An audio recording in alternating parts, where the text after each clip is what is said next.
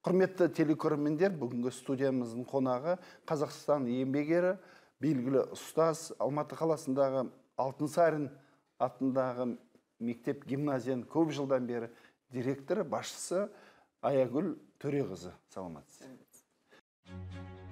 Аягүл Төреқызы Миразова 1948 жылы Жамбыл облысында дүниеге келген.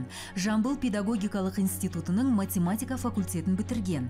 Еңбек жолын ұстаз болып бастаған. Қазақстан Республикасының білім беру ісінің үздігі, Қазақстанның еңбек ері атағының иесі. 1991 жылдан бері Алматыдағы Ыбырай Алтынсарин атындағы нөмір 159 мектеп гимназиясының директоры. Тақырыбымызды талқылау үшін дайындаған сюжетке назар аударайық. Білім саласы елімізде көптеген өзгерістерді көрген салалардың бірі. Алайда әлі күнге дейін кадр, оқулық сапасы, тестілеу деңгейі, стандарттау сынды проблемалар шешілмей отыр. Педагогтар оқу бағдарламасының мазмұны көбейіп, оқушылардың жаңа білімді меңгеруді қиындатып отырғанын айтуда. Ал соңғы уақытта ата-аналардың мектепке деген көзқарасы өзгеріп, арадағы байланысы күшейді. Аягүл Төреқызы, өзіңіз 44 жыл ұстаздық қызметтесіз, соның ішіндегі 24 жыл мектеп басқарасыз. Жалпы бұрынғы және қазір кезде білім саласын басқару, мектепті басқару айырмашылығы қандай? Ұстаздардың деңгейі, балалардың мектепке сабаққа көзқарасы. Енді әр заманның өзіне қарай уақыт өзгертеді ғой. Бұрынғы кездегі басшылардың да мен ойламаймын, жұмысы өте оңай болды екен деп. Өзінің уақытына қарай, өзінің күннің талабына қарай, о кісілердің де қиындығы, қызығы да, жақсы да жақтары болған шығар. Ал қазіргі басшыларға шын мәнісінде жауапкершілік өте үлкен. Өйткені сіз тек қана білімді ғана мектептегі ұстаздардың білім беру сапасын, тәрбие беру сапасын ғана емес, сіз бұл жерде менеджерді болуыңыз керек. Сіз бұл жерде финансисте болуыңыз керек. Міне осының барлығы қазір заңды тұлға ретінде жауап бересіз. Соның дұрыс жүргізілуіне, дұрыс жұмсалуына, соған егер салыстырып қарасақ, бұрынғы басшыларға қарағанда қазіргі мектепте басшы болу оңай тірлік емес. Қазіргі таңда білім саласындағы реформаларға қоғам көзқарасы әртүрлі. Кейбіреулер сын көзбен қарайды. Қайта-қайта реформа неге жасалады деп. Кейбіреулер керісінше бір жолата бірақ жасау керек еді. Нақты бір шетін ғана өзгертпей, бүкіл барлығын жүйелі түрде өзгерткен дұрыс деп ойлайды. Өзіңіз осы өзгерістерді қалай қарайсыз? Қаншалықты заңды? Мынау жиі реформалау, ол жақсылық әкелмейтіндігі енді ол өзі дәлелденіп жатыр. Әсіресе мынау білім саласында стандарттардың реформа керек, орныменен, қажетті уақытында, және оны соңына дейін жеткізу керек. Нәтижесін байқау керек. Стандарт қатал болу керек пе? Мысалы, барлық жағдайды реттеп, айтып, бір қатаң сақталатын. Немесе бір шығармашылық мүмкіншілік беретін болу керек па? Бұрында, мысалы үшін, учебный план дейміз ғой, оқу жоспары. Соған қандай да бір пайызын директорлер, мектептің басшылары өзгертуге мүмкіндігі бар етін. Қазір ондай жоқ. Қазіргі қолдарымызға ұстатқан оқу жоспары, ол бүкіл республикаға біреу. Бір оқу жоспары. Сіз гимназиясыз ба, лицейсіз ба, жоқ, жай мектепсіз ба, әлде малокомплектный мектепсіз ба, бәрінің оқу жоспары біреу.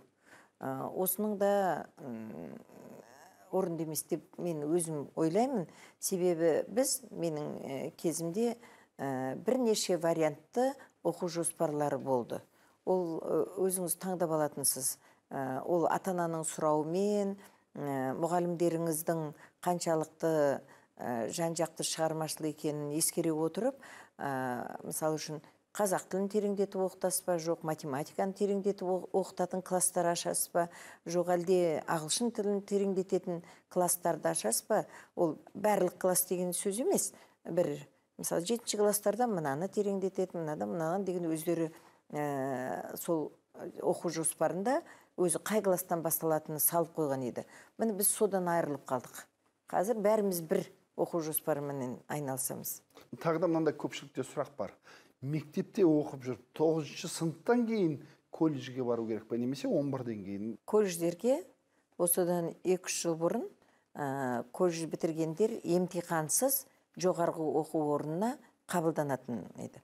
Ол кезде көп баратын. Біршама көп баратын. Енді қалай емтихан тапсырғызатын болды, солай үлгерімі енді керемет болса, ол былай деп мен олай айтқым келмейді. Үлгерімі нашар бала ғана бару керек колледжге деген. Ол мамандықты ала беруге, мамандықты игере беруге арналған дүние ғой. Мысалы, колледжге барып, сол мамандықты игерсе, ары қарай ол оның жоғарғы оқу орнына да түсе алады, жұмысын жалғастырып, жұмысымен бірге жоғарғы оқу орнында оқи алады. Бұл үлкен пайдасын тигізеді. Бірақ қазір колледжге деген көзқарас өте жақсы. Мемлекетіміз керемет қаржы бөліп жатыр. Мына мамандықтарды, кіші мамандықтарды дайындатуға. Қазір колледжге барып, енді өзіңізді көріп жүрсіз ғой, колледжге барсаңыз, бұрынғы колледжбен салыстыруға келмейді. Тіпті керемет. Мұны ата-аналар бет бұру керек. Биылғы жыл бір эксперимент жасалды. 1-2 облыстар таңдалып, техникалық мамандықтар көп насихатталды. Дәл сол облыстан сұраныс көбейді. Мысалы, мен айтқан Семей қаласындағы картография, геодезия колледжінде биыл өте үлкен конкурс болды сол насихаттың арқасында. Жалпы баруым барады, бірақ мүмкін завод фабрикаларда насихаттауға кірісу керек шығар, тек қана ата-ана емес. Болашақ өзіне мамандарды дайындау үшін. Әрине, енді қазір сол тәжірибеменен бірге ұштастырып, оқу орындары жұмысты бірге жүргізіп жатыр ғой. Сол кейін жұмыс орны болатындай етіп. Сондықтан да ол әрине көп байланыс керек. Ол мамандық таңдау деген өте үлкен шеберлікті қажет етеді. Баласының қабілетін, ол баласының сол мамандықтың иесі бола ала ма, ол мектепте ата-ана да 100 рет ойланып, 100 рет толғанып, баланың келешегіне пайдасы бар, баланың қабілеті келіп тұрған мамандықты таңдаған дұрыс қой. Соңғы кезде білім саласын бұқаралық ақпарат құралдары көп сынайды. Соның ішіндегі бір мәселе сыбайлас жемқорлық көп айтады.